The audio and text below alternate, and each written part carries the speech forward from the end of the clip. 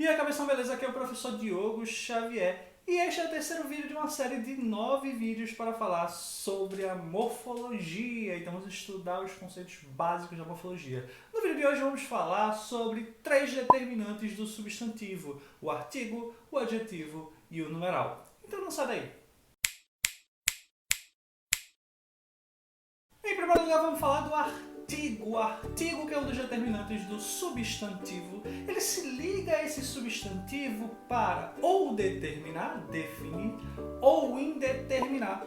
Daí eu tenho duas classificações do artigo. O artigo definido, que é o, a ou seus plurais, os e as. E eu tenho um artigo indefinido, que é uma, uns e umas. Pois bem, qual a diferença de uso? O artigo indefinido, quando eu falo de um substantivo ou de maneira vaga ou que ainda não foi apresentado. Então, por exemplo, eu conheci um cara hoje na rua, conheci um cara, pode ser qualquer um, eu não determinei que cara é esse, mas logo adiante, na mesma conversa, eu digo, olha, o cara me disse uma coisa muito importante. Que cara? Aquele que eu conheci. Eu já falei sobre ele, então agora ele está determinado. Então eu uso o artigo definido, beleza? Então eu tenho artigo definido e artigo indefinido. Além disso, o artigo tem uma propriedade muito importante e muito interessante, que é a propriedade substantivadora. Ou seja, o artigo, diante de qualquer palavra, seja qual for a classe gramatical dela, ele transforma essa palavra em um substantivo. Daí o nome propriedade substantivadora, ok? Então, por exemplo, o verbo olhar. Olhar, verbo. O olhar, substantivo. Esse olhar, quando está acompanhado de artigo, vira substantivo. Lá nos processos de formação de palavras, isso é chamado derivação imprópria. Quando você muda a classe gramatical de uma palavra, sem alterar nada em sua estrutura. E o artigo faz isso muito bem. Então, não é um advérbio de negação. Quando eu digo levou não, esse não aí virou um substantivo, tá bom? Então, guarda aí, propriedade substantivadora do artigo, isso aí é importantíssimo, é essencial. Beleza, saímos de artigo. Agora vamos para o adjetivo. O adjetivo é um outro determinante do substantivo, ele se junta ao substantivo para caracterizar, qualificar, dar características diversas de tamanho, cor, forma, finalidade até, dependendo de qual for o adjetivo. Então, por exemplo, cadeira de balanço, nesse caso o de balanço, essa locução adjetiva indica a finalidade daquela cadeira, que é para se balançar, tá bom? Então, adjetivo ou locução adjetiva. O adjetivo é quando eu tenho uma palavra, locução adjetiva eu tenho duas ou mais palavras representando um adjetivo. Por exemplo, se eu falo de amor fraterno, é um amor de irmão. Então, quando eu uso fraterno, fraterno é um adjetivo. De irmão é uma locução adjetiva. Porque de é uma preposição, irmão é um substantivo. Mas essa expressão de irmão, aqui nesse caso, é uma locução adjetiva. Tá bom? Então, adjetivo ele serve para caracterizar, qualificar, acrescentar essas características. É importante observar nesse assunto os adjetivos pátrios. Vale a pena você pesquisar listas de adjetivos pátrios, que são aqueles adjetivos que indicam a nacionalidade ou a origem, por exemplo, a cidade ou o estado ou a região ou o país do indivíduo, às vezes até bairro ou, enfim, outro tipo de região ou divisão geográfica pode sim você indicar. Um amazonense, um pernambucano, um nordestino, olindense, recifense.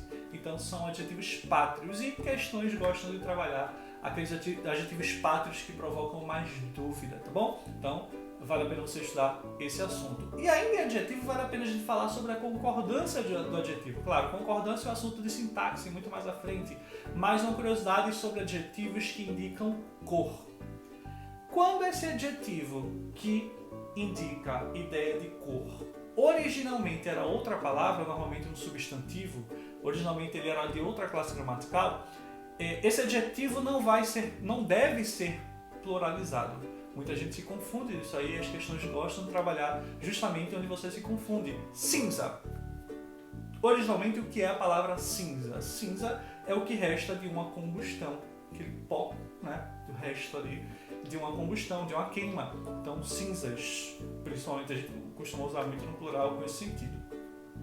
Quando eu falo cinza para me referir à cor, Esse adjetivo, no caso ele está sendo usado para indicar cor, virou adjetivo. Esse adjetivo não vai variar para concordar com o substantivo, então eu tenho 3 camisas cinza. Aqui no meu quarto eu tenho 3 paredes cinza, ok? Porque cinza originalmente era um substantivo, tá bom?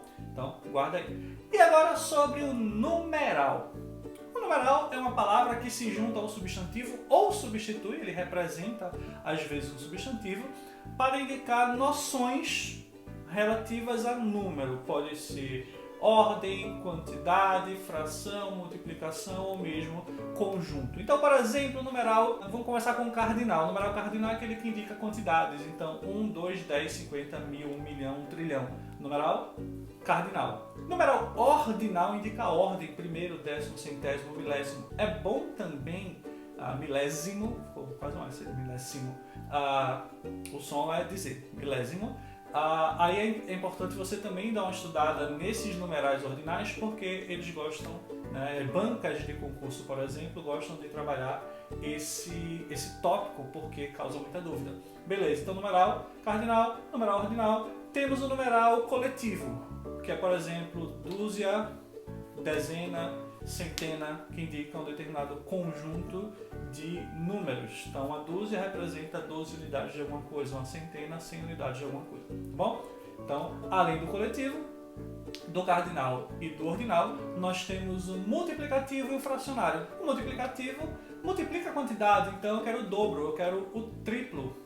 Então seria uma noção multiplicativa. E o fracionário indica pedaço ou fração. Então, lembrando que todos esses numerais vão ser escritos por extenso, senão não tem um numeral, eu tenho um algarismo, tá? Então, por exemplo, 1/3 escrito por extenso, aí eu tenho numeral fracionário, tá? Meio também é considerado numeral fracionário, beleza?